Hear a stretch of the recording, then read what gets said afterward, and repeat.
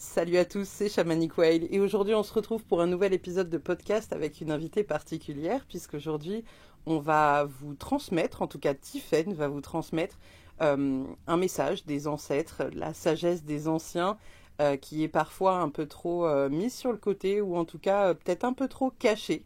Et aujourd'hui on va en parler pour qu'elle puisse vous transmettre tout ce qu'elle a à transmettre. Donc je vais te laisser te présenter parce que vous allez voir, c'est un podcast qui est un peu différent de ceux d'habitude puisque d'ordinaire on est à distance, mais là comme Tiffaine n'habite pas très loin de la maison, et ben je suis avec elle aujourd'hui. On est en train de boire un petit thé dans sa yourte posée en plein milieu des bois, donc je vais la laisser s'introduire, vous parler, voilà, enfin te laisser parler de toi, de ce que tu as à dire, et tout va bien se passer. Vas-y, dis-nous. Ok, alors je m'appelle Tiffaine Daniel. Mon nom de naissance c'est Lecléache. Je suis née, j'allais me présenter comme quand on se présente devant les ongodes. Ouais. On dit son prénom, on dit son nom, on dit sa date de naissance pour qu'ils nous reconnaissent, pour qu'ils nous entendent. Alors, je peux dire que je suis chamane relayeuse, c'est-à-dire que je relais la voix et les enseignements d'ancêtres. Voilà. J'ai été initiée dans la lignée d'Arat en Mongolie il y a 2 ans de cela. Mais évidemment, le chemin, il n'a pas commencé il y a 2 ans. Je dirais qu'il a commencé dès mon premier souffle. Mais pour arriver jusqu'à la Mongolie, il a fallu un certain temps, un certain parcours, des initiations, des épreuves familiales, des épreuves physiques.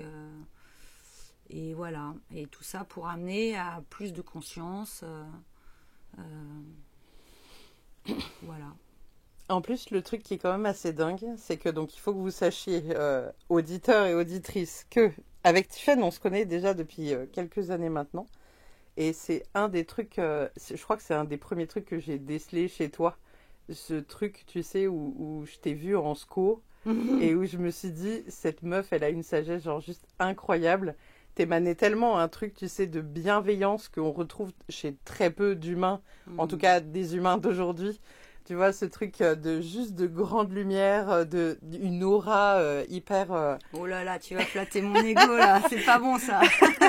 Mais on n'est pas là pour ça, mais c'est un truc, tu vois, quand on se croise, on n'a jamais le temps réellement d'en parler et on n'a juste jamais réellement le temps. Mais du coup, je tenais à te le dire aujourd'hui, comme là, on a le temps qu'on se pose. Merci. En tout cas, c'est ce que je cherche. Je pense que j'ai toujours cherché ça, à agrandir en conscience, en sagesse. Ça a vraiment été ma quête depuis toujours. J'ai toujours observé le monde. J'ai toujours senti dans ma chair les disharmonies. J'ai envie de dire que j'ai vraiment cherché à comprendre quoi. Qu'est-ce qu'on est, qu'est-ce qu'on fait là, pourquoi est-ce qu'on se fait autant de mal. Et puis voilà, à force de chercher, on réveille en soi son ancienne sagesse. Peut-être, j'ai envie de dire, les ancêtres, ils sont dans notre chair, ils sont dans notre ADN en fait. On peut remonter très très loin dans les lignées si on fait ce travail intérieur. Et cette ancêtre, c'est un peu moi, puisqu'elle est ma chair, elle est mon sang, elle est ma lignée quoi. Donc je porte sa sagesse, je suis très contente de la porter et que ça émane, tant mieux. Je porte ma connerie aussi, parce que j'en ai, et je porte mon humanité avec ces blessures qu'il faut encore nettoyer, qu'il faut encore pacifier, qu'il faut encore transcender. J'ai encore beaucoup de chemin à ce niveau-là, mais en tout cas, plus je reçois la sagesse de cet ancêtre, en tout cas de cette vraiment grand-mère, plus il y a quelque chose qui grandit en moi. En tout cas, c'est ça. Qui grandit en moi. Donc, je suis contente quoi, que ça se perçoive de l'extérieur. Ah non, mais moi je te dis, c'était vraiment un truc dingue. Et parce que je me souviens que la première fois qu'on s'est rencontrés, on s'est regardés toutes les deux, tu sais, comme si... je sais pas si toi tu t'en souviens, mais le temps il s'est un peu arrêté. Ouais. Comme si on était entourés, tu sais, que de gens normaux. C'était Et il y avait salle. nous. Ouais, c'était dans la salle du fond. Et où en fait, on était un peu là en train de se regarder, tu sais, comme si nos âmes s'étaient reconnues et qu'on s'était reconnus, tu vois, l'une et l'autre. Et du coup, je me souviens très très bien de ce truc-là où je me suis dit, waouh, j'ai quelqu'un, tu vois, qui est face à moi. Et là, rien que t'en parler, tu vois, j'ai des frissons. Le truc de se dire, genre, on est toutes les deux, tu vois, sur la même lignée et sur cette voie aussi de, bah, on n'est pas dans le truc d'imposer, tu vois, nos croyances, mais de juste faire en sorte que l'humanité soit dans une tolérance plus grande, dans une douceur plus grande, dans une compréhension plus grande, sortir un peu de toute la violence du monde actuel, mais surtout le truc de se dire que bah il y a de l'enseignement, tu vois, qui remonte à hyper loin, des trucs qui semblent hyper obsolètes, et tu vois, ça me fait penser à ça parce que je suis tombée sur une vidéo il n'y a pas très longtemps sur Instagram où la nana fait pousser ses salades et elle dit je trouve ça hyper joli, elle pousse comme ça, comme ça. Et il y a un de ses potes à côté qui dit bah oui tu fais pousser des salades mais tu les manges pas. Et elle dit bah ouais parce que comme c'est des salades que je fais pousser moi-même, j'ai peur que, tu vois, ce soit, je sais pas bon, que je m'empoisonne. Parce qu'il y a tellement ce truc, tu sais, de diktat du, bah, tu achètes ta salade en sachet C'est grave. au rayon frais, Oui, tu bah vois, c'est grave. qu'elle n'arrive pas à manger sa salade, quoi. On est perdu, quoi. C'est ça. On est perdu. Et donc, ça me fait aussi un peu penser à ça en se disant qu'en fait, on doit impérativement, en tout cas pour nous, revenir à des basiques, juste d'être plus connecté au corps, plus connecté à soi, à l'humanité, surtout en sachant qu'aujourd'hui, tous les humains souffrent exactement des mêmes maux, mais que personne n'en parle et qu'on les cible du doigt les uns après les autres, quoi. Et puis là, j'ai envie de rajouter, tu vois, tu parles de ça, en fait, il y a beaucoup de bon sens dans ce que je reçois, dans les enseignements que je reçois, et puis il y a surtout une urgence. Ouais. Alors moi, j'ai eu la chance d'avoir une grand-mère, mamie Jeannette, je te salue, là où tu es. Qui avait ce rapport à la terre, ce rapport aux saisons. Donc j'ai quand même été nourrie de ça enfant. Et il n'y a pas longtemps, j'ai vraiment pris conscience de ça. C'est-à-dire que cette génération-là, donc moi là je vais avoir 49 ans, on va dire que ces ancêtres-là qui étaient encore liés à la terre, ici sur notre territoire européen, ils sont en train de partir. Et eux, ils nous transmettaient, ils nous amenaient dans la forêt, ils nous apprenaient les champignons, ils nous apprenaient à ramasser les murs, ils nous apprenaient des choses qui sont simples, mais en fait, ils nous apprenaient à marcher au rythme de la terre. Et ma grand-mère, c'était vraiment ça. La cuisine était toujours saisonnale, quoi. Il n'y avait pas. Et aujourd'hui, nos anciens, ils sont dans des maisons de retraite. On les écoute plus, on les met dans une boîte, hein, c'est ce qu'on dit. On les met dans une boîte, on n'écoute plus leur sagesse. Et tout cela, ils sont en train de partir, en fait. C'est ça. Et donc, qui reste? Et il reste la génération derrière des Trente Glorieuses, où justement, ça a été l'appétit consumériste. Alors, ça fait partie du développement, c'est comme ça, l'humain, il a suivi un développement. Mais sauf que à force de se développer matériellement, il s'est coupé du lien à la terre, quoi. C'est ça. Et là, on arrive à un niveau de séparation qui est tel que les générations qui arrivent, alors moi j'ai un adolescent, les générations qui arrivent, ils savent plus le nom d'un arbre, ils savent plus respirer, ils sont perdus dans des boîtes encore, voilà, ils sont enfermés dans leurs boîtes. Alors même si on utilise là le réseau Instagram pour communiquer, c'est que la nouvelle technologie, il faut qu'elle soit au service et pas au détriment. C'est ça. Et là, là, je te remercie de tu as lancé une invite et il y a un truc en moi qui a dit, allez, on y va. Alors, j'ai appuyé sur le bouton, j'avais un peu peur d'appuyer sur le bouton, je dis, allez, on y va, on tente le coup, parce que là, il y a urgence, il y a vraiment urgence. Et l'urgence, c'est pour nous, les gars, c'est pour l'humanité. Parce que la Terre, de toute manière, elle va vivre son cycle. Elle va se rééquilibrer. Les 4 éléments feront le travail. Il y aura des feux, il y aura des inondations. Mais nous, humanité, si on ne réapprend pas à marcher avec la terre, on ne réapprend pas qu'on est un être vivant, on va aller à la perte, à la perte, et ça va être très douloureux pour les générations à venir. Donc en fait, tu vois, chez les autochtones nord-américains, on dit toujours que toute action doit être prise pour 7 générations à venir. C'est ça. Et dans le chemin que j'ai parcouru, dans les soins que je peux faire, je réalise qu'en fait, en effet, on peut remonter dans les corps, dans les mémoires, jusqu'à 7 générations. Ouais. Et tout ce qu'on dénoue peut aussi être dénoué pour les 7 générations à venir. Donc c'est absolument magnifique. Mais si aujourd'hui on ne pose pas des actes avec une vision plus large, mais ils vont morfler, quoi. C'est ça. En fait, je crois que c'est vraiment ça, les ancêtres qui arrivent. Donc je continue, je déroule là, parce que ça y est, je suis partie. T'inquiète.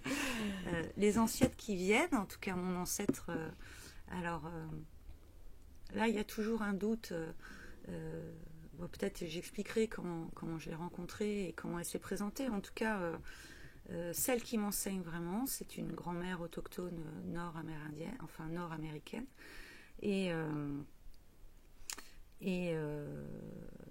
Ah ben voilà, j'ai perdu le fil. Ah mince. Relance-moi. Dans la transmission de messages, elle disait très certainement que c'était important de se reconnecter à la terre, d'être bien réancré, de peut-être retrouver la valeur de la culture ou de l'enseignement des plantes ou des champignons, des arbres. Pouvoir se repérer dans la nature, peut-être même. Ouais, en tout cas, son enseignement, il est vraiment de nous remettre sur notre rectitude d'humain, quoi. La créature humaine que l'on est, parce qu'on est une créature, hein. Là, les animaux sont des créatures. Là, il faut qu'elle grandisse, quoi. Il est vraiment temps qu'elle ouvre les yeux, quoi. Mais c'est pour la suite, pour les générations à venir, quoi. Et alors, il y a plein de choses à dire. Pose-moi des questions, parce que du coup, j'étais partie. T'as eu une pensée, le film s'est perdu. Il y a un truc qui est arrivé. Alors, vas-y, dis-moi. Peut-être que c'est parce que j'ai voulu dire. Alors, c'est ça. J'ai dit, il y a un petit doute en moi. Et alors, c'est ça. Alors, du coup, je vais raconter quand même cette histoire, parce que la première fois que j'ai incorporé, donc lors d'une cérémonie mongole, on dit qu'on incorpore les esprits, on incorpore leur vibration, leur énergie. Il faut comprendre, en tout cas c'est ce que moi j'ai compris, c'est-à-dire que le grand continuum, il n'y a pas de passé, il n'y a pas de présent, il n'y a pas de futur, tout existe toujours, tout est déjà, et tout est toujours en présence, quoi. C'est ça. Et donc cet ancêtre, je l'ai incorporé d'abord grand-mère. Donc je l'ai vu avec son grand manteau blanc, sa pipe. Et puis, donc j'étais en Mongolie, sur la montagne sacrée au lac Kovskol. Et puis là, au fil des jours, elle rajeunissait lors des incorporations. Et elle m'a amenée en Sibérie. Ok, incroyable. Et là, j'ai vu donc la neige, les traîneaux, les chiens, et je l'ai vu traverser en fait la neige. Et après j'ai regardé, je dis mais comment c'est possible? Et puis parce que toujours j'aime bien avoir mon petit esprit quand même occidental, c'est-à-dire que je vais faire des recherches derrière pour si c'est vrai ou c'est pas vrai tout ce que je vois. Moi, je suis pas complètement pété du casque. Et donc en effet, il y avait des autochtones natifs sur le territoire américain, mais il y a aussi des peuples qui sont venus de Sibérie par le détroit de Bering, quoi. Et je pense qu'elle, en fait, elle vient de là, elle vient de Sibérie, et donc elle a traversé avec ses chiens, puis elle est arrivée sur le territoire nord-américain, et là, elle a été adoptée par une tribu. Donc elle est porteuse des deux traditions, c'est-à-dire de son enfance, elle est porteuse de la tradition des éleveurs, éleveur de rennes, ou en tout cas, voilà, en Sibérie. Et elle est porteuse de cette tradition nord-américaine, quoi. Incroyable. Ouais, c'est incroyable. Et puis c'est beau, c'est-à-dire que quand on incorpore, on voit, c'est des films, quoi. Ouais. Moi, c'est cinémascope devant moi. C'est non seulement cinémascope visuel, mais c'est sensitif, c'est auditif, c'est olfactif. C'est-à-dire que je peux sentir la neige, je peux sentir le vent frais, je peux sentir la couleur du soleil. C'est magique, c'est magique. C'est de la poésie, en fait. Il y a plein de gens qui souvent me demandent comment je perçois ça lors des soins, quand je voyage dans les vies antérieures, et c'est exactement comme toi. C'est ça. Hein. Avec ce truc de... T'as l'impression d'y être, comme si tu le vivais, quoi. Ah ouais, tu le vis, Et un peu comme quand on fait un rêve, tu sais, qui est hyper réaliste. C'est ça. Donc, ouais. Et là, ce genre d'enseignement, en plus, je trouve que c'est vraiment hyper particulier. Parce qu'on se pose toujours la question de savoir, et avant, il y avait quoi ? Parce que la génération qu'on a actuelle, elle est très différente de celle qu'il y avait il y a 100 ans, et celle qui est encore avant et avant et avant. Et tu vois, je suis tombée sur un article il n'y a pas longtemps qui disait que les gamins aujourd'hui étaient énormément éduqués à ChatGPT. Et j'en ai déjà parlé, tu vois, sur mes réseaux en disant que moi, ChatGPT, à part corriger des fautes, tu vois, ponctuellement, j'ai pas un usage de ChatGPT qui est vraiment hyper développé. Mais il y a des enfants qui sont totalement éduqués à ça, et ils expliquaient notamment que les gamins, du coup, perdaient ce truc d'aller réfléchir, d'aller se poser la question, d'ouvrir des livres. Tout le problème, il est là. C'est-à-dire qu'on on est en train de perdre notre autonomie, et puis surtout notre chemin de croissance, quoi. C'est-à-dire qu'on va déposer notre intelligence dans les mains d'un outil qui va réfléchir à notre place. Donc ça devient de pire en pire, en fait, quoi. C'est ça. Alors qu'est-ce qu'elle dit, l'ancêtre ? Parce qu'en fait, on est là pour ça. En fait, alors là, il y a beaucoup d'informations dans ma tête et je vais vraiment essayer de tout transmettre, sans me perdre, sans divaguer. Tu as le droit de divaguer. On aime beaucoup quand ça divague. Ce qui est important, c'est ça, c'est le retour à la Terre. Alors, le retour à la Terre, pourquoi ? Déjà, ne serait-ce que pour notre santé. Alors maintenant, il y a plein d'études scientifiques qui montrent que quand on passe du temps dans la nature, on développe des anticorps, donc ça améliore notre santé, ça réduit la production des hormones du stress, ça régule donc notre sommeil. Bah oui, bien sûr. En fait, c'est ça. C'est la créature que nous sommes. On va dire que elle a un petit peu décidé de prendre son autonomie et de se dire, moi, les lois de la nature, j'ai décidé de m'en séparer, quoi. J'ai envie d'être autonome, je suis indépendant, je fais ce que je veux. En fait, notre société, elle en est dans son stade d'évolution au stade de l'adolescence. C'est complètement ça. C'est complètement ça. On est là-dedans. C'est-à-dire, je fais ce que je veux quand je veux, j'en ai rien à foutre des autres. Et si je grille mes cartouches, je m'en fous parce que de toute manière, je suis éternelle. Alors, comment te dire ? Tout ça, c'est faux. Mais c'est normal. C'est ça. C'est normal parce que ton feu intérieur, il a envie de vivre et ça fait partie de l'étape de croissance, quoi. Donc, on va dire que on a bien 400 ans là de cette étape de croissance, un peu, je fais que ce que je veux et puis tout ce que je veux, c'est prendre, être riche, consommer, dominer et finalement nourrir mon ego, mon personnage, sans conscience de l'impact de ce que ça va avoir sur le reste du monde. Donc ce qu'elle nous dit, c'est vraiment de retourner à cette humilité de la créature qui ne peut pas vivre sans ce qui l'entoure. Comme un ado, à un moment donné, il fait ses conneries, et puis à un moment donné, il se dit, bon, finalement, mes parents, ils avaient peut-être raison, il y a des trucs intéressants, finalement, le cadre, c'est pas complètement nul, et donc, c'est de retrouver cet équilibre, et le cadre, évidemment, c'est pas le cadre de notre société, c'est le cadre de la Terre, quoi. Ouais. Donc, c'est ces rythmes,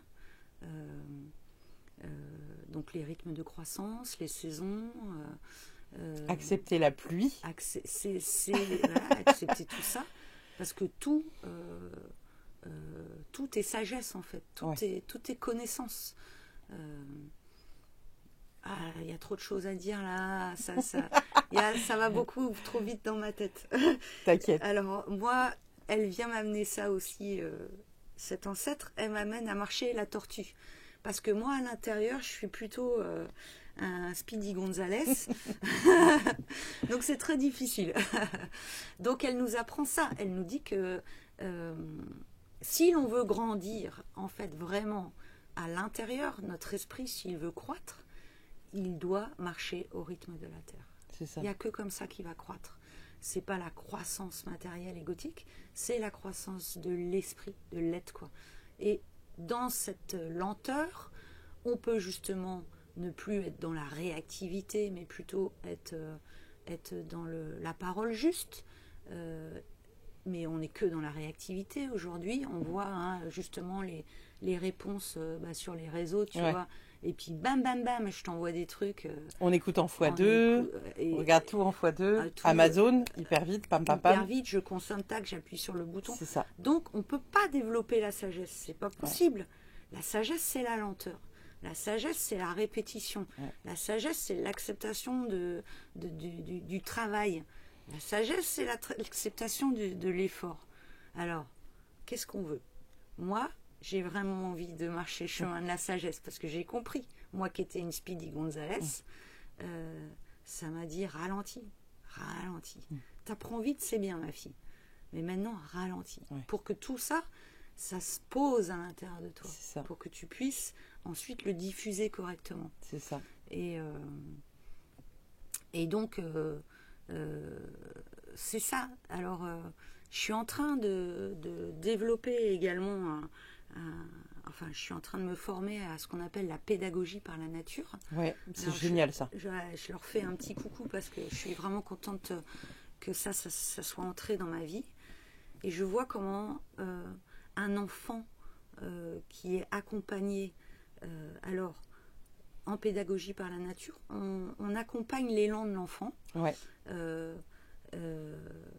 On l'accompagne à la prise de risque mesurée. C'est-à-dire qu'on ne va pas lui couper son élan. C'est-à-dire qu'on est dans la forêt toute la journée, il a envie de faire un truc, il a envie de grimper un arbre. On va juste lui apprendre, et en fait c'est totalement basique. Ok, tu veux grimper à l'arbre, il n'y a pas de souci, je ne te coupe pas ton élan. Maintenant je te demande de bien regarder. Regarde autour, où tu peux mettre tes pieds, est-ce que c'est pertinent? Regarde la branche, est-ce qu'elle va casser? Les animaux, ils font ça. On a perdu cette intelligence animale. Complètement. Donc, et ça, c'est génial parce qu'on ne coupe pas l'énergie de vie, on ne coupe pas l'élan. Alors que quand on est assis 7 heures sur une chaise, je ne t'explique pas l'élan. Et après, on va dire qu'on n'a que des générations d'hyperactifs, ils ne tiennent pas sur leur chaise. Mais tu m'étonnes qu'ils ne tiennent pas sur leur chaise. C'est pas possible, en fait. Tu vois. Et oui, mais avant, ils tenaient. Mais ils tenaient pourquoi? Parce qu'on les battait. Ils n'avaient pas le choix, parce qu'on les battait, parce qu'on leur donnait des coups de bâton. C'est ça l'éducation? C'est ça. Ben non, c'est compliqué. Pas ça. Donc, les sagesses, c'est on vous aide à grandir. On vous aide à grandir, on vous aide à vous expanser, on vous aide à devenir des êtres vivants, mais pleinement vivants et responsables. Tu sais que c'est quelque chose qui existe notamment dans les pays nord-est. Mais c'est de là que ça vient en fait. Voilà, tout ce qui est Norvège, Suède, etc. Ils ont cet enseignement où les gamins, ils sont, je crois que 3 heures par jour assis à une table pour essayer d'apprendre à lire et machin. Je crois que c'est à partir de 8 ans ou 9 ans seulement qu'ils les assoient à des chaises. Tu te rends compte, parce que sinon, ils sont tout le temps en train de crapahuter dans la nature. C'est ça. Et je trouve ça génial. Donc, tu développes tes 5 sens. Bon, on a eu quand même Montessori qui nous a permis quand même d'amener un peu plus d'intelligence, au moins dans l'école maternelle. Mais dès que tu arrives au primaire, allez hop, c'est fini, tu n'as plus le droit. J'ai plus le droit d'être connecté à mes 5 sens. Si je ne suis pas connecté à mes 5 sens, comment je peux sentir que l'autre à côté, là, il n'est pas très cool et que comment je peux percevoir le monde en fait, tu vois. Donc en fait, on va demander à ChatGPT. Puis lui, il va me dire si c'est bien ou si c'est pas bien. C'est ça. Donc on n'est plus connecté à ses sens, on n'est plus connecté à l'intérieur, à son intuition, à son intelligence primitive qui est là, qui est à l'intérieur. Et du coup, on est perdu. Voilà. C'est ça. Et bon, à l'intérieur, l'âme, elle dit, je sens qu'il y a un truc en moi qui veut vivre quand même, quoi. Ouais. Et comme elle souffre, elle compense. Et du coup, ça me fait rebondir à ça. Mais tu vas me dire si toi, c'est aussi la question que tu reçois le plus, notamment quand tu fais les cérémonies chamaniques dans ta yourte. On va dire que l'occidental, il pose beaucoup cette question de c'est quoi ma mission de vie? Ah bah oui, tout le temps. Il cherche impérativement à être connecté à sa mission de vie sans savoir que ça passe avant tout par c'est quoi ton ressenti, comment toi tu te sens face à tel truc, est-ce que ça t'anime, est-ce que ça te fait vibrer, tu vois. Et ils sont en quête de à quoi je sers, ils sont perdus. Mais sans passer par le déroulement, tu vois, des étapes que nous on a vécues 10 ans, 15 ans en avant, à travailler sur pourquoi on est là, qu'est-ce qu'on fait là, c'est quoi l'importance du monde, comment on peut servir l'humanité. Je crois qu'en fait, la vraie réponse, c'est ça. C'est tout talent que l'on développe, il doit être au service. C'est ça. Moi, longtemps, je me la suis posé cette question. Et du jour où j'ai compris que le talent, il est au service de l'équilibre. Dans la nature, tout est au service. L'abeille, elle en butinant, elle prend le pollen et elle va féconder les autres fleurs. Elle est au service. Tout est au service. Il y a toujours une interaction. Et nous, c'est pareil. Notre talent, il doit être au service de l'équilibre et de l'harmonie. Et ça, c'est vraiment le message fondamental. C'est-à-dire que notre place de créature, parce que j'arrête pas et je continue, on n'est qu'une simple créature. On est juste la conscience sous une forme humaine. Il y a eu la conscience sous la forme de la pierre, sous la forme des éléments, sous la forme des végétaux, sous la forme des animaux. On n'est qu'une conscience sous une autre forme. Mais sauf que nous, on a cette chance, c'est de pouvoir agir consciemment. C'est ça. Alors, ouais. C'est une chance. que pour certains, je crois. Et c'est aussi difficile. Parce que du coup, ça exige de marcher toutes les étapes, d'apprendre les leçons, de ne pas être accroché à nos blessures. Ça exige un peu de boulot, quoi. Mais grandir, ça exige ça. Un petit garçon, un enfant qui apprend à marcher, ça exige un peu de courage quand même. C'est ça. Si au bout de 2 fois qu'il s'est mis debout et qu'il s'est cassé la gueule, il dit non, j'arrête, c'est trop dur, je vais passer ma vie dans mon canapé. Bon, c'est sûr que tu vas pas faire grand chose de ta vie, mon gars, quoi, tu vois. Et là, c'est pareil. En fait, c'est ça. Donc, c'est ça. Je crois que fondamentalement, le message qu'elle vient nous dire, c'est grandissez. Ouais. Grandissez. Et c'est pas facile. C'est surtout qu'en plus, alors moi, ce qui me fait beaucoup de peine, c'est que c'est des messages que je véhicule beaucoup sur ma chaîne, tu vois, le côté essayer de développer au maximum la conscience humaine, essayer de comprendre pourquoi il y a certaines choses qui nous font rentrer en réaction. Et même après des années à bosser sur nous, il y a toujours des trucs où on se dit « Ah, ok, ça c'est pas traité, c'est réactivé. Je sens que c'est, on va dire, moins dense qu'il y a 10 ans, mais c'est toujours là. » Et quand je vois, tu vois, en fait, je me rends compte qu'il y a tellement peu de gens qui sont spirituels, qui sont dans ce truc de développement personnel et donc dans ce truc indirectement de conscience. Et puis il y a ceux qui rentrent tout juste dedans, qui ont la sensation d'avoir tout compris, tu sais, en 3 mois, qui disent « Alors moi, je suis le roi du pétrole, j'ai tout pigé. » Non, moi, je suis pas dans l'ego, mais pas du tout. Et où en fait, toi, tu les vois, tu te dis « Mais attendez, les gars, ça met des années à se déconstruire. » Parce que ils ont ce truc encore de vouloir aller hyper vite. Et où en fait, ils se laissent pas le temps d'intégrer que ça peut pas être résolu en 3 mois. Ni en 2 semaines, ni en 2 jours. Ni en 1 nuit parce que t'as rêvé dans la nuit que ton guide venait te voir pour te dire que... Alors du coup, ça m'amène à ça. Elle m'enseigne aussi, si tu veux, ce qu'on appelle la discipline vertueuse. Ouais. Et ça, c'est vraiment pertinent. Et ça vient donc elle m'a amené à aller regarder, de me reconnecter aux rituels ancestraux qui permettaient justement de vivre ce travail d'intégration, ce travail aussi de nettoyage à l'intérieur de soi, de ses émotions. Et ça, dans les traditions autochtones, que ça soit nord-américaine ou dans d'autres traditions, à chaque fois ça existe. C'est le rituel de la purification, ça peut être la purga, la purge, ça peut être la sweet lodge, la huile de sudation. Les femmes, c'est naturel, c'est les règles. C'est ça. Sauf que aujourd'hui, regarde une femme. Alors c'est terrible, hein, il y en a qui vont hurler, mais aujourd'hui, on ne pense pas à vivre ses règles comme un rituel de purification et de nettoyage. On pense à aller faire son marathon, même quand on a ses règles, quoi. Ouais. Sauf qu'en fait, on n'a pas compris. Il faut être dans la lenteur extrême. C'est énorme ce qui se passe pendant les règles. Ouais. En fait, c'est un nettoyage, une purification. Et c'est une purification, nous, de notre corps, mais c'est une purification pour notre lignée. Et chez ces peuples-là, en fait, toutes les femmes se réunissaient quand elles avaient leurs règles. Et en fait, par le sang, elles purifiaient aussi la communauté. Donc, tous les chagrins, elles pleuraient, elles nettoyaient quand elles avaient leurs règles. Donc, elles étaient hyper respectées.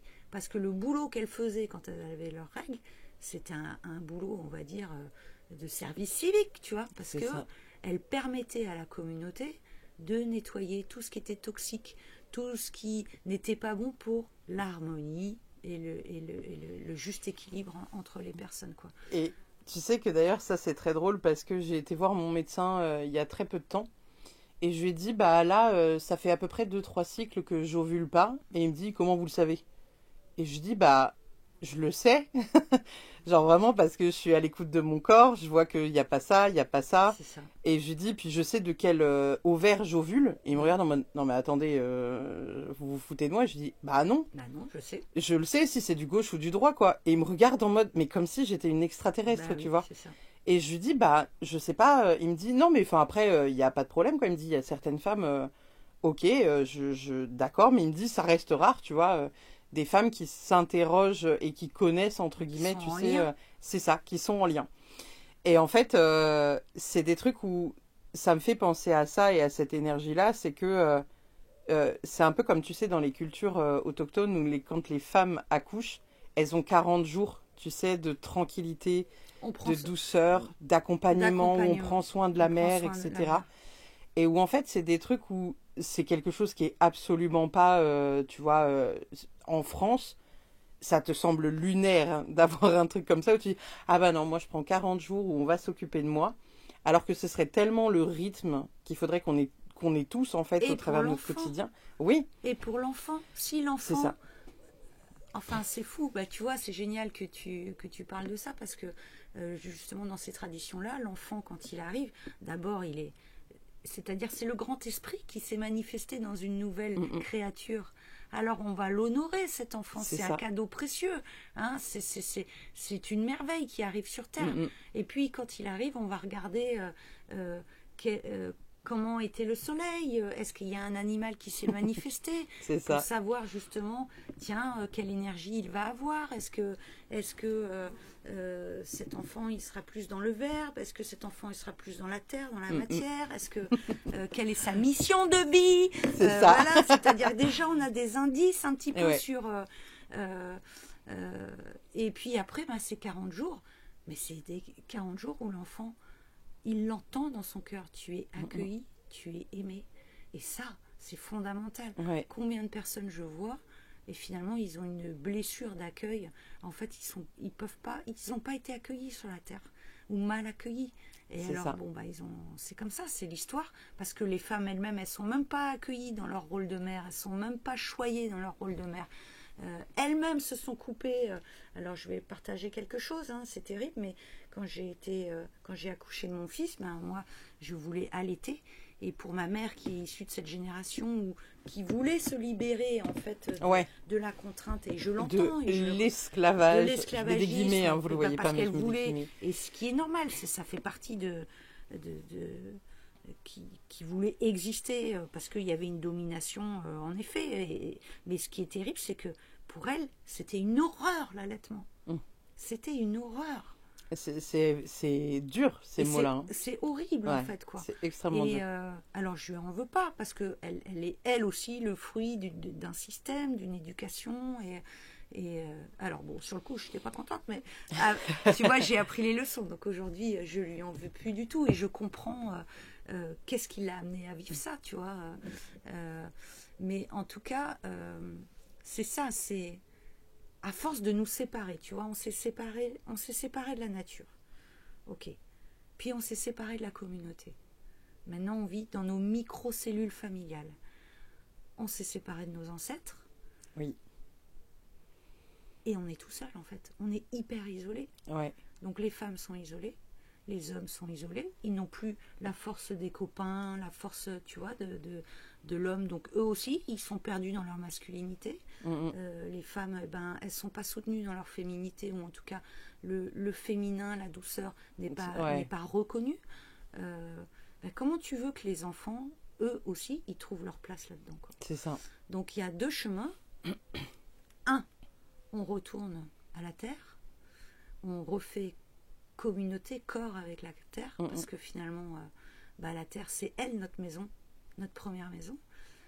Et puis on retisse des liens avec la communauté, quoi. C'est ça. On refait communauté. On réapprend à vivre ensemble, à se soutenir, à se soutenir. C'est ça. Et puis à se comparer, à se jalouser, à se critiquer. Faut arrêter tout ça, quoi. Ouais. Faut arrêter tout ça.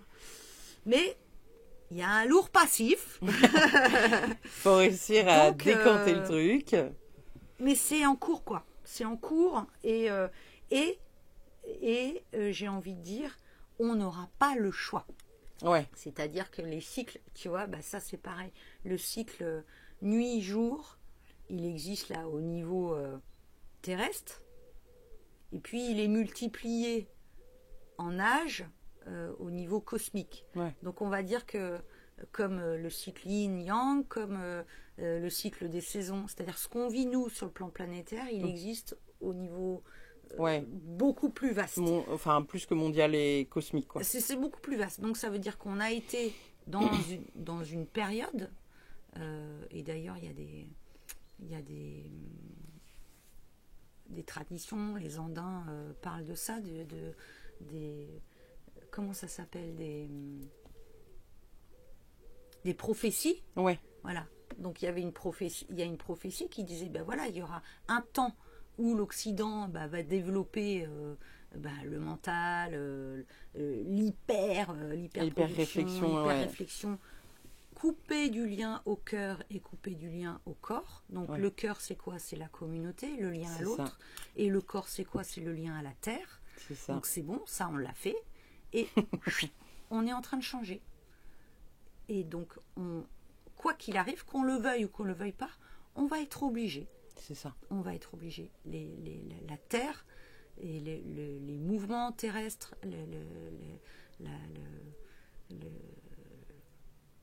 le cycle de la Terre, en fait. Le cycle de la Terre nous obligera de toute manière à faire ça. C'est ça.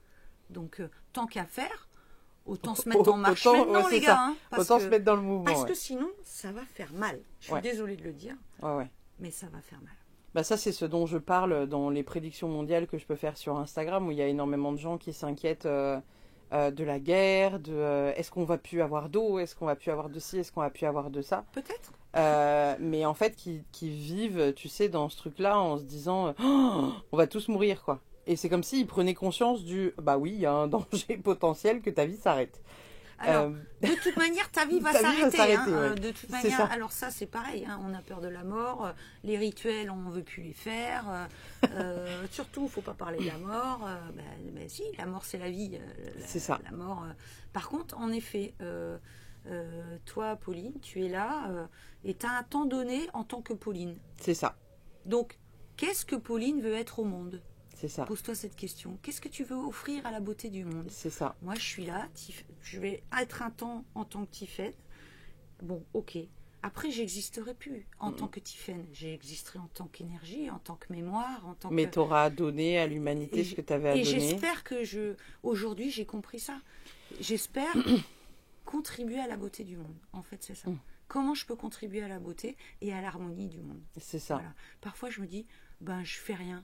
Comme ça, au moins, je suis sûre de ne pas nuire. C'est pas mal, hein. Il y a certains moines, ils disent boire du thé, c'est le meilleur karma. Parce que moi, tu fais pas de merde. Tu fais pas de conneries, tu vois. Tu as pris le temps, tu as honoré le thé, tu as fait ça avec lenteur, tu as remercié le thé. Tu fais pas de conneries. Bon. Je pense qu'on est quand même amené à bouger, à faire des choses. On n'a pas cette énergie feu en nous pour rien. Donc on est quand même amené à agir, mais à agir en conscience. Voilà. Et... dis donc, on en dit des choses là. Ben ouais, mais c'est pas mal, justement, on est là pour ça. C'est pas mal. Donc, et tu vois, c'est un truc, c'est assez drôle parce que c'est un truc qui... Alors, tu vois, dans tout ce qu'on est en train de dire depuis le début, c'est un truc que nous, on vit beaucoup en tant que chaman parce qu'on est un peu câblé sur cette roue de médecine. C'est ça. J'en ai souvent parlé sur des podcasts de cette roue de médecine, hein, en passant par toutes les saisons, en passant par tous les cycles. On les sent bien. Voilà, avec notamment le cycle de l'hiver où on est vraiment dans un repos, on est dans une intégration lente des 3 précédents cycles pour refaire renaître au printemps, exactement comme ce qui se passe sur une année où on voit tous tourner les saisons. Et ça m'a fait penser aussi, tu vois, quand tu parles de l'énergie feu, de ce truc de médecine chinoise où eux, c'est très, très... ça fait partie de leur culture, en fait. Et quand nous, en France, on va dire, je fais un peu d'acupuncture, ça m'intéresse, l'énergie feu, nanana, la nana, elle regarde ta langue et elle est capable de dire c'est quoi qui n'est pas équilibré chez toi. Et il y a encore énormément de personnes qui ont cette croyance, tu vois, de se dire, non, mais c'est des conneries, quoi. Vraiment, médecine tradie.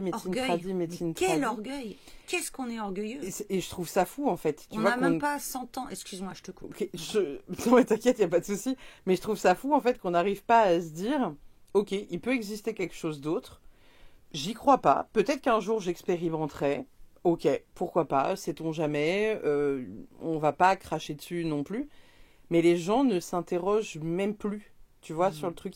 En fait, ils acceptent même plus. Ils tolèrent même plus qu'on puisse avoir un discours différent de ce que eux pensent. Et je le mets souvent, tu vois, en avant sur la chaîne où je dis, mais demain, vous rencontrez un platiste.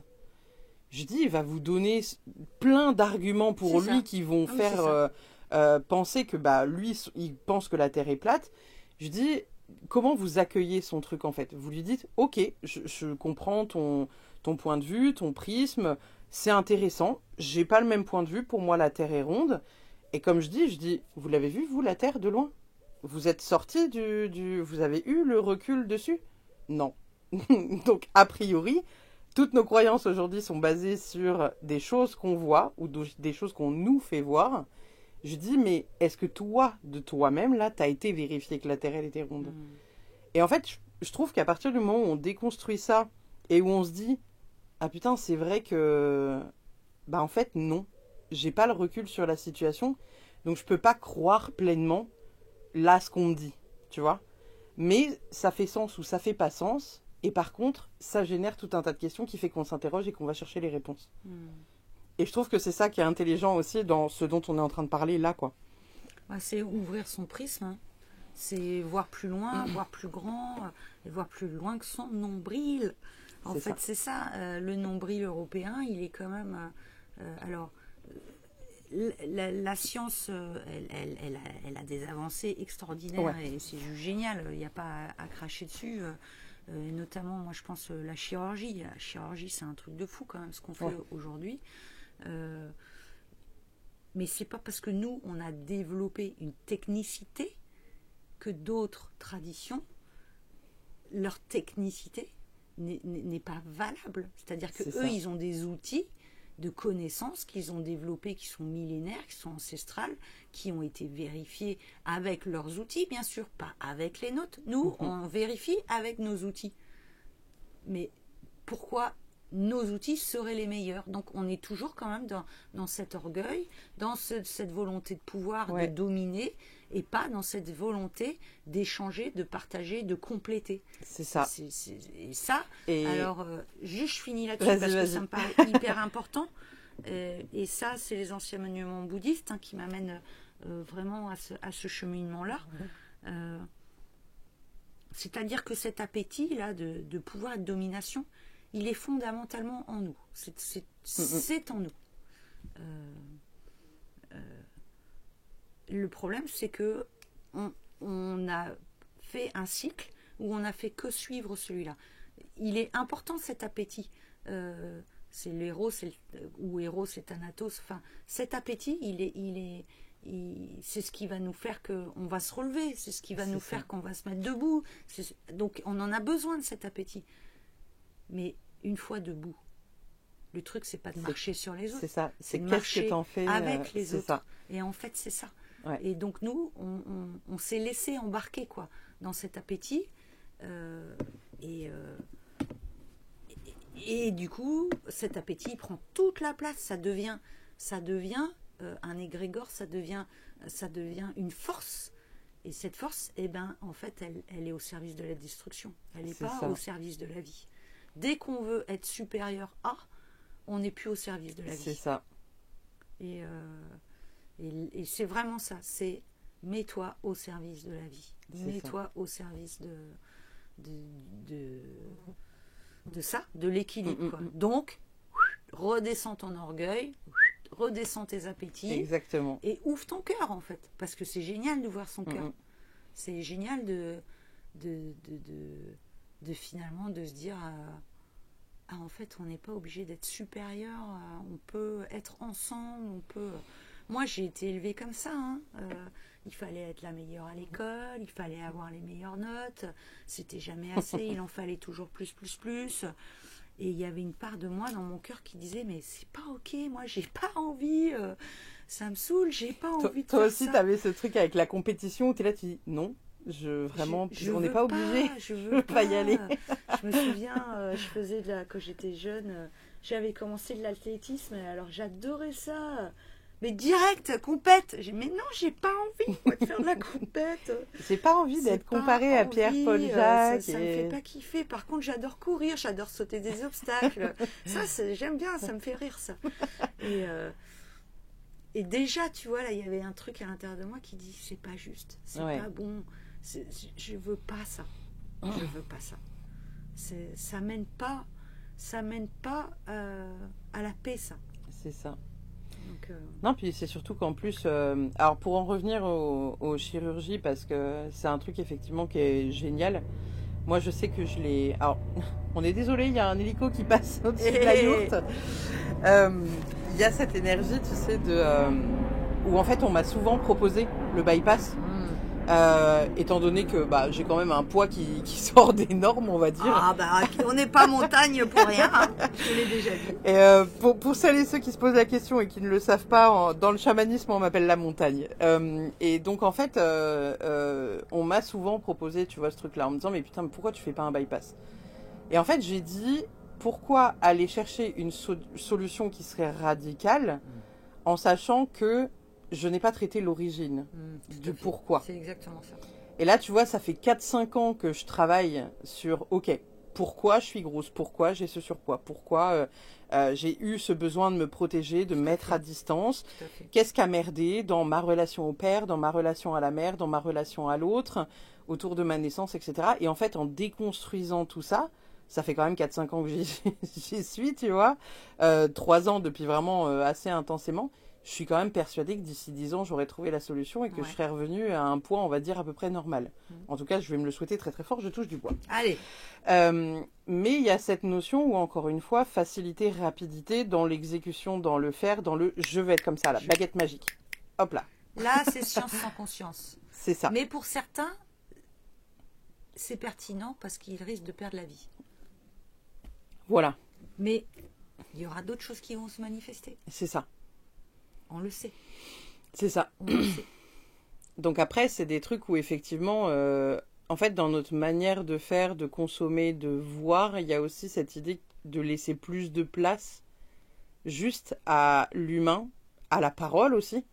Parce que je trouve que, tu vois, il y a des trucs où on a quand même Enfin, moi j'ai beaucoup grandi, je pense que tu as été assez comme moi, mais tu sais, ce truc où tu vois tout le monde se critiquer les uns les autres et où tu es juste là en mode...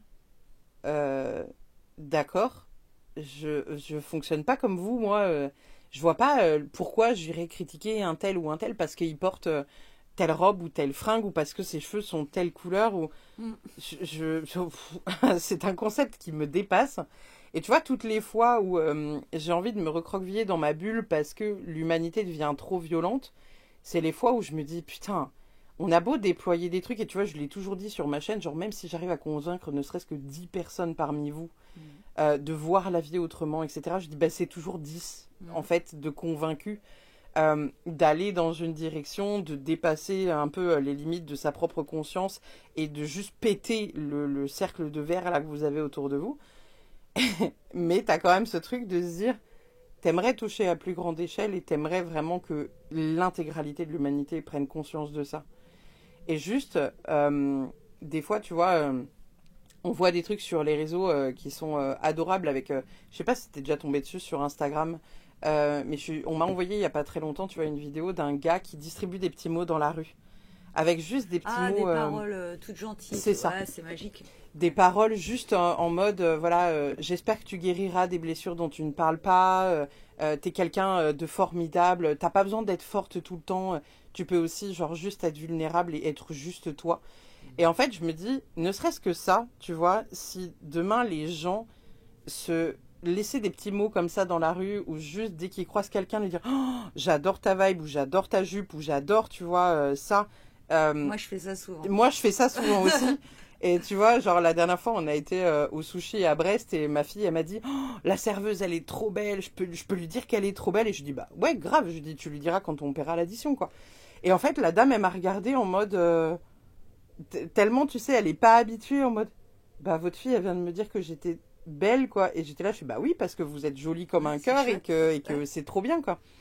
Et elle était trop que contente. Ta parole soit de l'or. Mais et c'est ça. Et en fait, tu vois, c'est des trucs où je me dis, juste la simplicité du truc de dire, oh, j'adore, t'es trop belle et ta vibe et ton truc. Et en fait, il y a beaucoup de choses qui sont détournées comme ça parce que bah, malheureusement, encore une fois, l'humain sexualise beaucoup de trucs. Donc il y a même, tu vois, j'en parlais il y a quelques temps sur ma chaîne, des hommes, tu sais, qui osent plus dire aux femmes, je vous trouve magnifique. Parce que de suite, c'est vu comme une agression, parce que bah, la plupart des hommes qui s'adressent à elles agressent, et par conséquent, bah, les femmes, tu vois, elles ont envie de perdu. mettre de la On distance, sait même quoi, plus tu vois. parler, on sait plus, C'est ça. Et c'est le bordel, comme on dit. C'est hyper triste, tu vois. En fait, je trouve ça hyper triste que juste la simplicité des choses ne puisse plus se faire, parce qu'il y a forcément, tu vois, une arrière-pensée derrière. Un truc où les gens vont se dire oh là là, vas-y, alors qu'est-ce qu'il me veut celui-là? Qu'est-ce qu'on va penser de moi si je fais ça? Qu'est-ce qu'on va dire si je suis habillée de telle ou telle manière? Tu vois? Et ça, je trouve ça hyper triste en fait. Et ça fait partie des trucs pour moi aussi qui reconnectent, genre juste reconnecter à soi en se disant que tu peux être ce que tu veux sans avoir à justifier qui tu es ou ce que tu fais.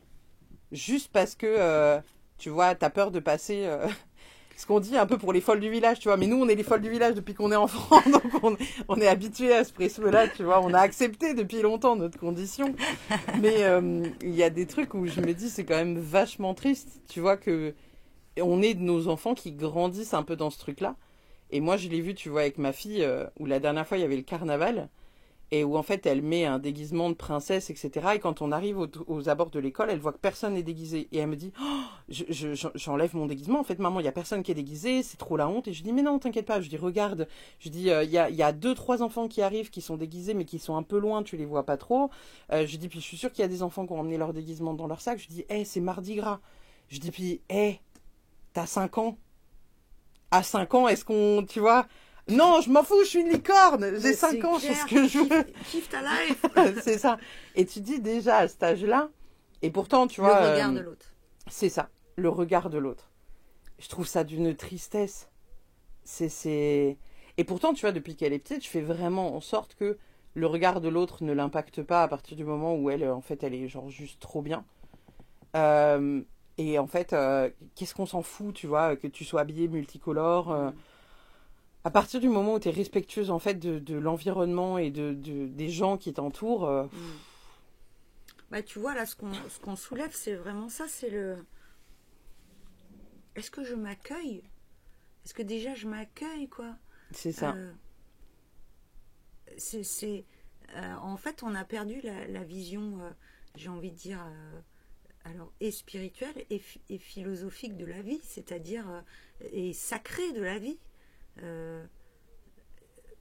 Justement, quand on est dans la nature, à force de côtoyer les autres créatures et le vivant, bah, on réalise qu'on fait partie de cette grande création. C'est ça. Que nous aussi, on est une des créatures de cette magnifique création. Et alors du coup, c'est génial, quoi. Enfin, tu vois, en parlant, je peux très bien. Là, on est là dans la yourte et moi, je me dis, bah, je suis une manifestation du grand créateur. On peut l'appeler n'importe. On s'en fout. Je suis une manifestation. Waouh, c'est magique, quoi. Bah, rien que ça. Wow, c'est ça. C'est magique. Donc ça veut dire que ce corps-là, il est magnifique. L'esprit qui est en moi, il est magnifique. Ok. Et nous, bah, notre société, en fait, c'est quoi les fondations? Sur quoi on est basé? Sur quoi notre société, elle est basée? Elle est basée sur le pouvoir. Ouais. Et sur le avoir et plus sur le être, je trouve. L'avoir, le pouvoir, la domination. Ouais. Donc toutes ces comparaisons, elles n'ont qu'un seul objectif, c'est d'asseoir un pouvoir. Je suis supérieur à toi, je suis mieux que toi, je suis plus beau que toi, Mais le pouvoir de qui? De quoi? En fait, c'est ça. Bah, c'est surtout que tu vois, j'en parlais il n'y a pas longtemps parce que j'ai fait Attends, je te coupe parce que là, j'ai un truc qui est là, et il faut absolument que je le sorte. Tu vois, ce besoin de pouvoir, il est animal. On voit, les animaux, ils vont... donc c'est, quand je disais là qu'on avait des choses à l'intérieur de nous qui sont intrinsèques à notre nature, il est animal. Mais nous, on l'a dévié. C'est-à-dire que pour les animaux, bon bah tu vois, tu as les deux mâles alpha là qui vont se battre, qui vont se friter. Pourquoi faire? Donc pour la reproduction, donc pouvoir être le mâle reproducteur et pour protéger. C'est ça. Mais nous, on fait pas ça. On n'a pas compris que si tu étais celui qui était au-dessus, ton but c'était pas d'être le plus beau, le plus fort et le plus adulé. Ton but c'était de prendre soin et de protéger les autres. C'est ça. Donc on a dévié cet appétit de pouvoir. On l'a dévié de son sens. Donc ça c'est terrible. C'est terrible en fait, quoi. Donc tu veux du pouvoir, gars. Eh ben tu vois, c'est comme le chamanisme. Aujourd'hui, on veut être des chamans. C'est ça. Mais mon gars... Parce que au travers de ça, tu penses avoir quelque chose de grandiose, mais je pense qu'ils n'arrivent pas du tout à savoir la responsabilité qu'il y a derrière. C'est ça. Moi, plus j'avance et plus je me courbe. Et plus je me dis quel bourbier. Plus je me dis, mais purée, mais pourquoi j'ai choisi ça avant de venir sur Terre? Quelle galère! C'est dur, c'est confrontant, c'est exigeant. J'ai peur parfois. Ouais. Et c'est ça, c'est le pouvoir. Un grand pouvoir implique une grande responsabilité. Aujourd'hui, on veut juste du pouvoir pour dominer, écraser les autres, quoi. C'est ça. Donc, ramenons en effet à nos enfants peut-être ce truc-là, mais c'est quoi, sur quoi tu te bases pour te comparer? Qu'est-ce qui va se passer? Donc, on a peur d'être rejeté. Ouais. De plus être d'être abandonné de la communauté, donc on revient à ce projet de la communauté. Ben oui, il n'y a plus de communauté. Donc la communauté, c'est les copains, ça peut être notre famille, on a peur, mais quand on vivait en communauté, il n'y avait pas ça, il n'y avait pas où il fallait faire un sacré truc pour être rejeté par la communauté. Et même, je vois dans ces traditions, alors je reviens beaucoup aux traditions autochtone nord-américaine, mais même ce qu'on appelle qui prend le chemin tordu, il est toujours accueilli. C'est ça. Il est toujours aidé à retrouver le chemin. Toujours. C'est ça. Jamais il faut y aller loin pour exclure quelqu'un. Il faut vraiment aller très loin, quoi. Ouais. Tu sais que d'ailleurs, alors je vais le redire parce que pour celles et ceux qui ne savent pas, mais en fait, Tiffaine, elle est aussi chamane et je suis venue dans sa yourte en octobre-novembre dernier pour une session. Et en fait, je parle pas souvent de ma vie. Toi, tu sais ce qui se passe dans ma vie avec le père de ma fille et ma fille. Sur les réseaux, ceux qui savent, et puis ceux qui savent pas, ben, je vous laisse, je sais pas, interpréter mes mots. Et je me souviens que une des premières phrases que tu as dit, je crois, en t'incorporant, d'ailleurs, l'émotion remonte là, tu vois, quand j'y repense, c'est, je vais me mettre à pleurer, ça y est, c'est en gros que on est tous des frères et sœurs, et que qu'importe ce que l'autre a fait, qu'importe à quel point il a pu être méchant, nocif avec nous, ça reste un humain qui juste a pas pris, on va dire, enfin, qui a pris le chemin tortueux, et qui est possiblement quelqu'un qui a le plus besoin d'aide, justement parce que toi, tu as peut-être pris, pas le chemin de la facilité, mais tu as eu le chemin peut-être plus lumineux pour pouvoir aussi accompagner celui du chemin tortueux. Et en fait, ça m'a fait pleurer, tu vois, là, ça remonte. Parce que moi, j'ai exactement, tu vois, ce truc-là où j'en ai énormément voulu au père de ma fille. Pendant des mois et des mois, je l'ai haï, tu vois, à me dire, putain, mais j'espère qu'il va crever dans la douleur. Alors que maintenant, tu vois, j'arrive à avoir ce recul de me dire, en fait, c'est un humain qui a cédé à des pulsions parce qu'il n'a pas pu juste s'empêcher de céder à ses pulsions. Et c'est pas que je pardonne l'acte, c'est juste que je pardonne l'humain d'être qu'un humain. C'est ça. Et en fait, tu vois, c'est là où j'arrive à me dire que, ne serait-ce que là, en 3 ans, j'ai réussi, tu vois, à cheminer énormément là-dessus et à me dire, ok, je lui pardonne pas, mais c'est qu'un humain. On n'est que des humains et ouais, parfois on fait des conneries et dans notre vie, on peut être à la fois victime et à la fois bourreau. On peut faire des trucs qui sont pas forcément hyper réglo, de pas toujours être dans le cœur ou dans l'amour, tu vois, au moindre truc. Mais il y a des trucs où est-ce qu'on est vraiment obligé de s'énerver pour ça? Est-ce qu'on est vraiment obligé de traiter notre voisin, tu vois, pendant qu'on est dans les bouchons et que ça avance pas devant, C'est clair. de gueuler sur l'intégralité, tu vois, des gens qui sont comme toi dans les bouchons, juste parce que ça avance pas assez vite et que tu vas avoir 10 minutes de retard, quoi. Et en fait, tu vois, ce jour-là, vraiment, la cérémonie, elle a commencé avec ce pas où j'ai pris ça dans la gueule en me disant, putain, mais en fait, pendant des années, tu vois, j'ai longtemps considéré qu'on était tous uniques, mais en même temps tous ensemble. Et là, en fait, ça m'a fait comprendre que on était un dans l'unité, même si on avait tous nos petites différences les uns les autres, on était quand même une unité. Et ça, je sais que c'est quelque chose, tu vois, que j'ai beaucoup vu sur les réseaux, parce qu'il y a beaucoup de gens qui considèrent que, bah non, je suis unique, on n'est pas un, je suis pas mon voisin n'est pas moi, mais on a quand même ces mêmes mots, MAUX, ces mêmes problématiques, ces mêmes blessures, et c'est pas pour rien qu'on rencontre des gens, justement, en reflet miroir qu'on voit pas toujours, c'est que inconsciemment, on a cette attirance pour des profils qui sont similaires aux nôtres, parce qu'on a vécu aussi ça, ou parce qu'ils peuvent nous renvoyer quelque chose qu'on peut comprendre. Et en fait, je me dis que le jour où l'humanité aura compris ça, putain, on aura fait un pas, mais waouh, genre juste déjà de waouh, tu vois, un truc mais immense, vraiment genre immensément grand, quoi. Donc je me dis, même si à notre petite échelle, tu vois, il y a ne serait-ce que déjà genre juste 200 ou 300 personnes qui écoutent ce podcast en se disant, waouh, elles disent des trucs intéressants quand même. Ok, peut-être que c'est les folles du village. C'est pas que de la merde. mais elles sont pas que perchées. Ah ben pas du tout. Je me dis, tu vois, que ça peut être déjà, ça peut être déjà hyper intéressant, quoi. Donc voilà. Moi aussi, je me suis perdue dans le. Ah, t'as vu. Il y a des mots qui arrivent qui nous attrapent là. Alors restons ancrés, restons bien. C'est chouette. En tout cas, c'est ça. En fait, la question, c'est ça. C'est quelle humanité on a envie d'être. C'est ça. Quelle humanité tu as envie d'être. Tout en sachant, et je le rappelle, que tu vas être là qu'un temps. Tu vas être là qu'un temps, mon gars. Donc, qu'est-ce que tu as envie d'offrir au monde, quoi.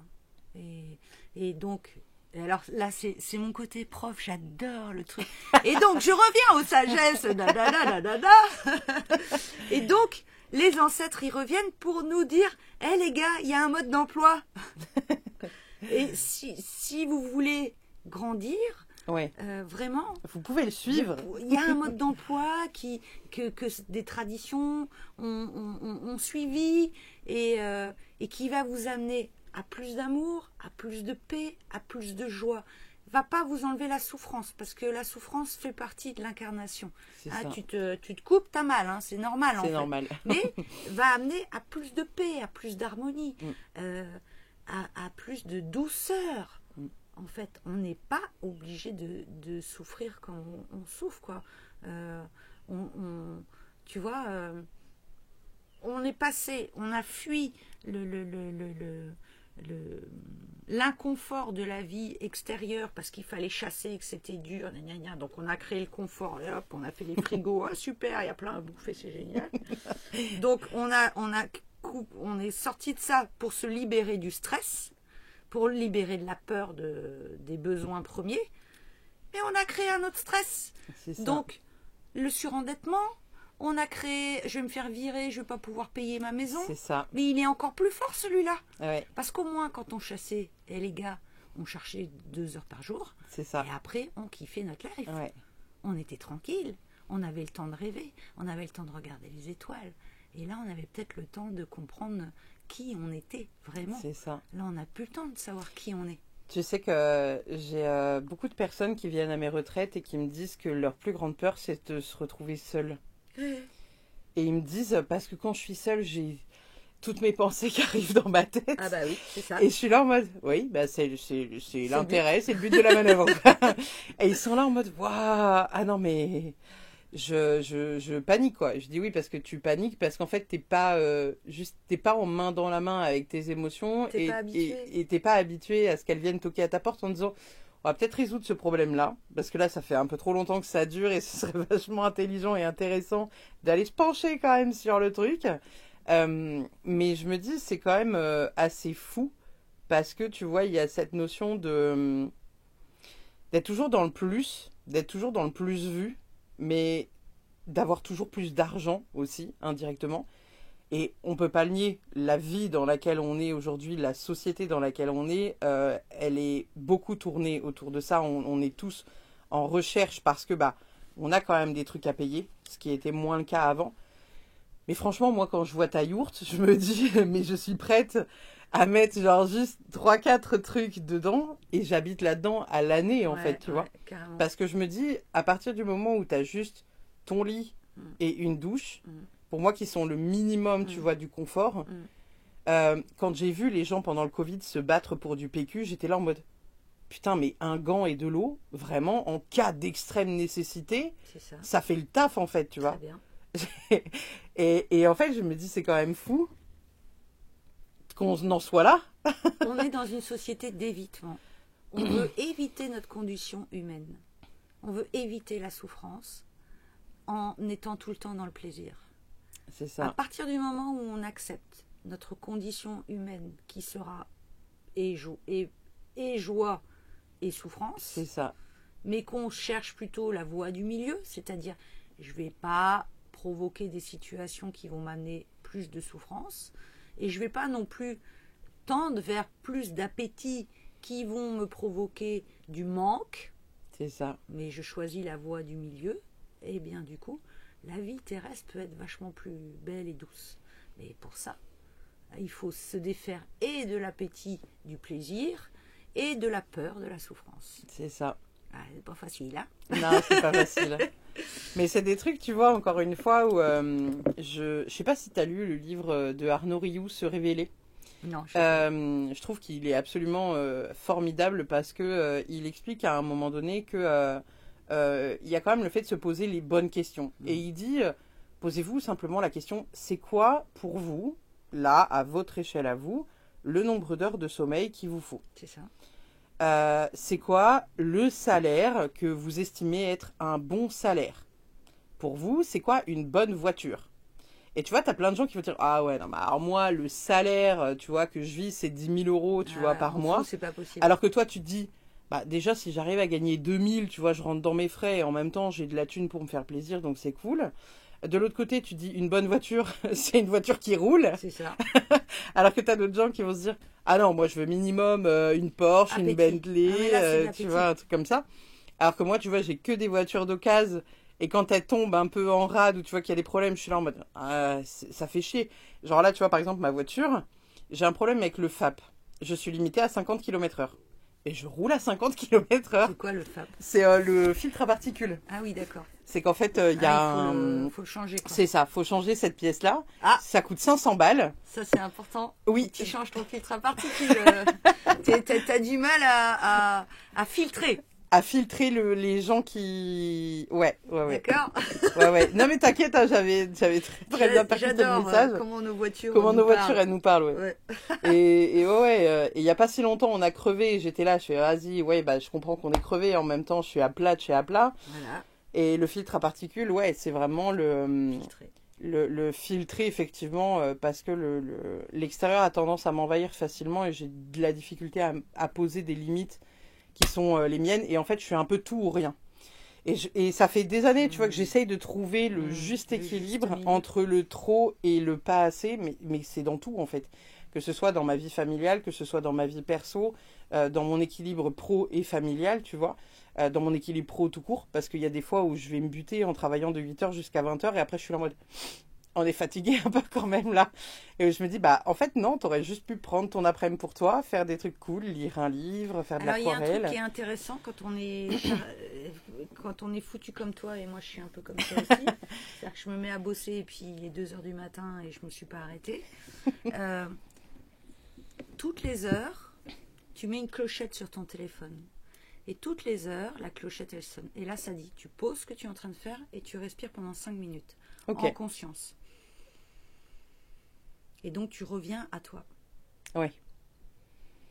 Et comme tu reviens à toi, ta conscience, que ton corps là il est fatigué, ou qu'il a besoin d'aller faire pipi, on peut continuer ou boire, ou il faut, là j'ai vraiment besoin d'une pause, ouais. Ou non c'est bon, on peut continuer 1 heure de plus. Ouais. Et vraiment ça c'est un régulateur extraordinaire, quoi. Faudrait que j'essaye, parce que c'est vrai que je suis beaucoup dans ce truc de... Je suis tellement passionnée, tu sais, je suis tellement dans le feu. Quand je suis en création, que je suis là en mode... Et après je regarde l'heure et je fais... Ah mais il est 4 heures. Et puis, mais il faut que je me lève à 7 heures. Ça c'est la peur que la passion elle parte et qu'on puisse... Et que... Ouais. Et parce que j'ai eu longtemps ce truc-là de quand je faisais... si je terminais pas, je revenais pas dessus. Et en fait, là, par exemple, tu vois, mon livre, j'ai mis quasiment 4 ans à l'écrire parce que j'ai beaucoup eu ce truc-là en me disant, tu le sortiras quand ça sortira. Et puis, bah, finalement, c'est sorti 4 ans après parce que j'y suis revenue, j'y suis repartie, j'ai fait 12 000 allers-retours entre-temps, j'ai conscientisé plein de trucs. Donc, je me dis, au final, ça ne fait pas perdre le projet. C'est juste qu'il sort pas dans les temps que ton ego aurait espéré. Voilà. Donc, du coup, je suis particulièrement en ce moment en train de déconstruire ce truc-là en me disant... Non, en fait, on n'est pas obligé là de bosser comme une débile. Tu vois. C'est encore l'extérieur. C'est encore l'extérieur qui attend. C'est ça. La production. Qui attend la production. Non. Tout ça. Moi, ça va être plus la production, parce que j'ai encore. Il y a une partie de moi qui n'a pas totalement déconstruit ce truc du faut travailler dur pour bien gagner sa vie. Tu vois. Et j'ai déconstruit déjà pas mal de trucs par rapport à ça. Mais il y a encore une partie du faut être méritant, tu vois. Donc, faut fournir de l'effort.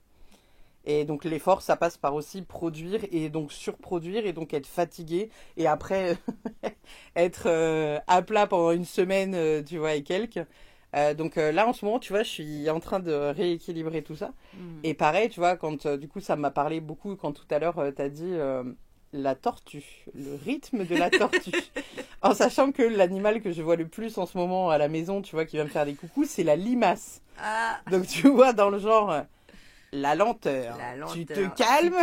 Mimine. Alors si tu te poses, tu bois quelque chose dans un coin, là, en juste regardant le soleil, en écoutant les oiseaux chanter. Sois présent. En fait, rien n'émane de bon dans la précipitation. La précipitation, elle est là, c'est notre instinct de survie. C'est ça. La précipitation, c'est la réaction quand je suis dans... Donc là, en effet, il faut aller vite. Parce que là, il faut juste pas se faire buter. Ok, d'accord. Toujours l'instinct animal. Ouais. La création consciente, elle demande d'être vraiment en lien avec soi, quoi. Donc, c'est ça. je respire, je laisse venir l'intuition, je laisse venir l'idée, et après je vais stimuler le feu, l'énergie pour la mettre en œuvre, tu vois. Mais et donc c'est cet équilibre là entre se recevoir, cette énergie yin, et puis ce feu d'action.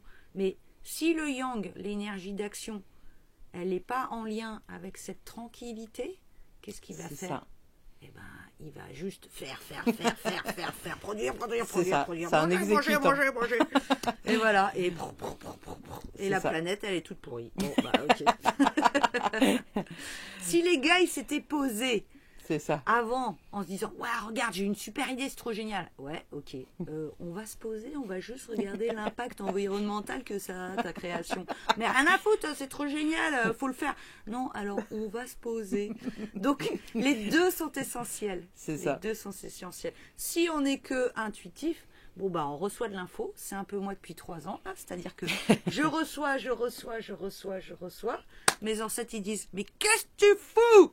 Pourquoi t'écris pas tout ce que tu reçois? Alors, je dis, si, j'écris, mais comment dire, il y en a partout dans tous les sens. Je sais pas quoi en fout. Des feuilles volantes. Des feuilles volantes.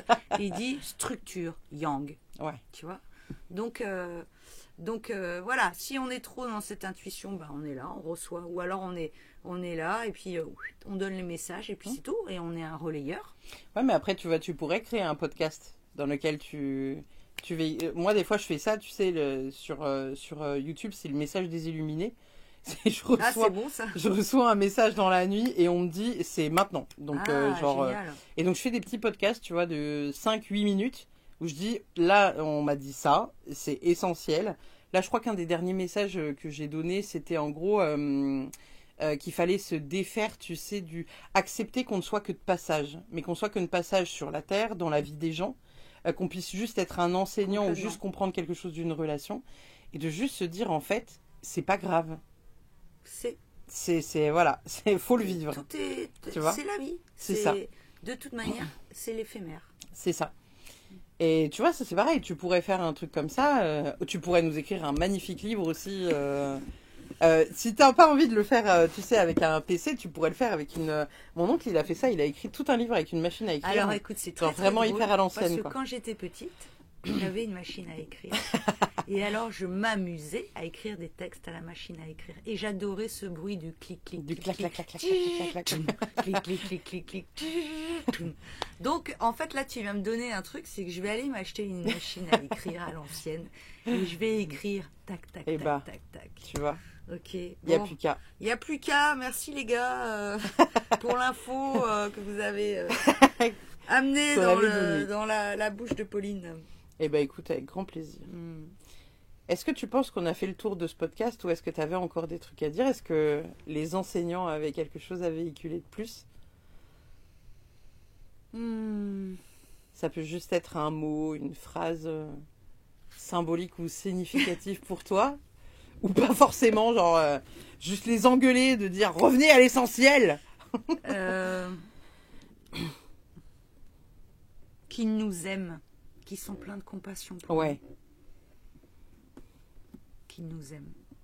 Énormément. J'ai souvent ce questionnement-là. J'ai fait une vidéo qui va sortir très certainement avant ce podcast sur les guides et l'accompagnement.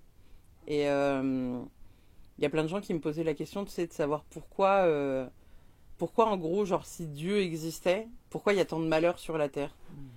Et j'expliquais que c'est aussi l'expérimentation de l'âme, le petit contrat là que tu signes avant de descendre, mais dont tu te rappelles pas, qui te dit que tu vas expérimenter au travers de cette douleur, au travers de cette trahison, cet événement.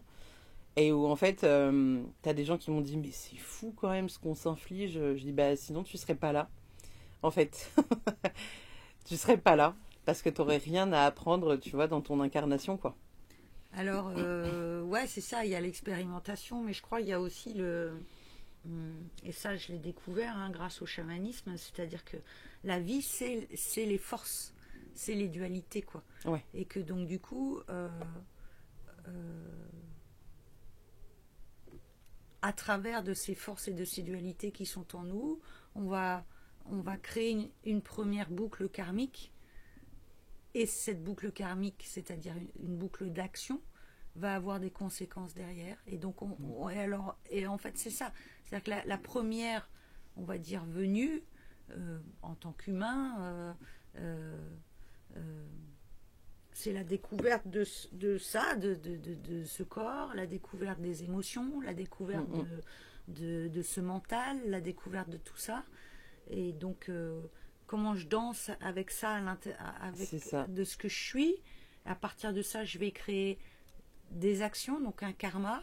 Et c'est après que le karma, donc quand on dit tu choisis, en fait, non, tu as juste la résultante du karma que tu as posé avant. Et alors ça continue, et ça continue, et ça continue, en boucle et en boucle, en boucle. Et tu poses de la merde, tu réceptionnes de la merde.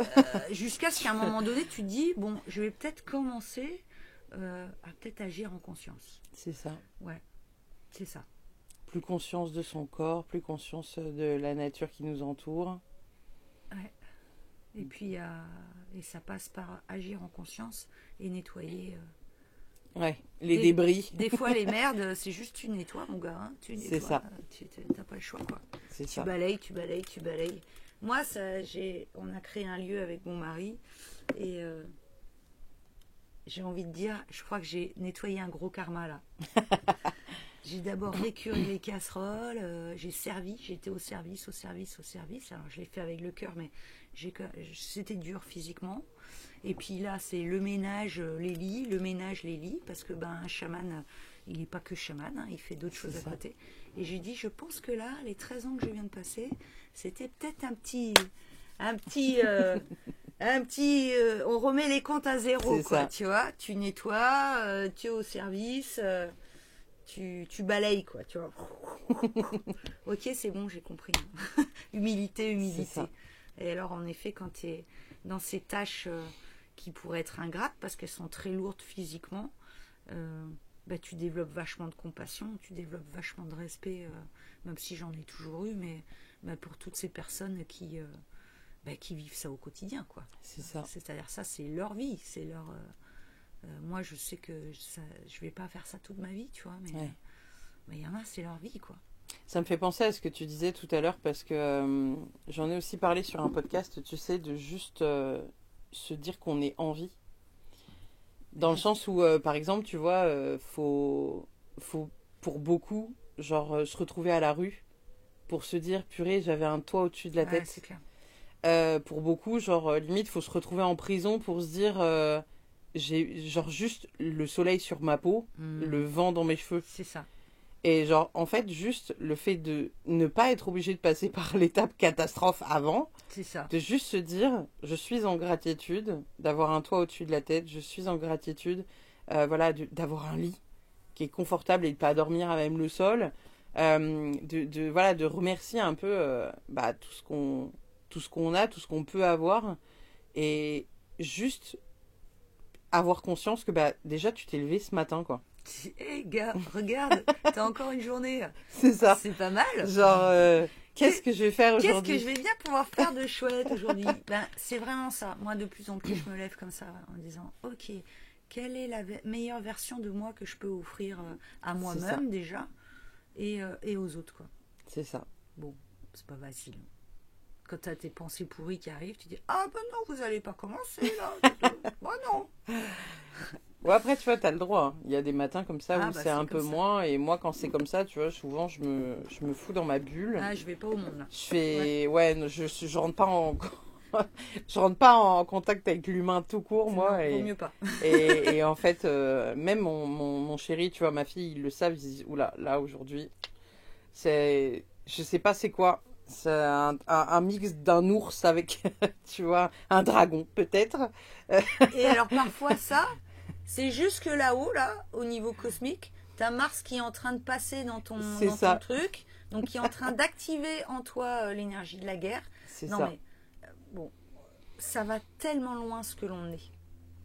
Donc, plus on sera à l'écoute de ce qui est là, mais aussi de prendre conscience, prendre la température de ce qu'il y a autour. Donc, l'air, je veux dire, si les anciens, ils savaient qu'il y allait avoir une tempête qui allait arriver, si tu veux. Et ils n'avaient pas besoin de regarder Météo France ou quoi que ce soit, C'est ça. ou Winguru. Hein. Il se mêlait l'air et il disait allez, la tempête elle arrive ce soir, carnage, il faut rentrer les bateaux. Oui, soyez en lien, les gars, quoi. Ouais. Soyez en lien avec la vie. Voilà. Je crois que c'est ça qu'il faut dire. Ça sera le mot de la fin. Soyez en lien. Soyez en lien avec la vie. Votre vie, la vie. Exactement. Super. Et je te remercie infiniment pour ce podcast, pour le thé aussi, parce que faut savoir que vous le voyez pas, mais elle m'a fait un joli petit thé là dans de la belle porcelaine magnifique. Et c'est toujours un grand plaisir de venir te voir et d'avoir ce genre de conversation, parce que c'est toujours hyper enrichissant. Donc voilà. Je te remercie infiniment. Merci Pauline pour ton invitation et je suis heureuse, j'ai pas trop bafouillé. En attendant, on vous fait des bisous. Je vous mettrai les réseaux de Tiffen si vous voulez aller la suivre sur Amstramgram. Amstramgram. Et peut-être pour espérer voir un livre sorti. On va lui souhaiter très fort qu'elle nous ponde ça incessamment sous peu. On va pas demander à être trop impatient quand même, parce que ce serait aller à l'encontre de tout ce qu'on vient de dire. C'est clair. Et puis, on vous fait des bisous et on vous dit à très vite pour une prochaine. Salut. Ciao, ciao.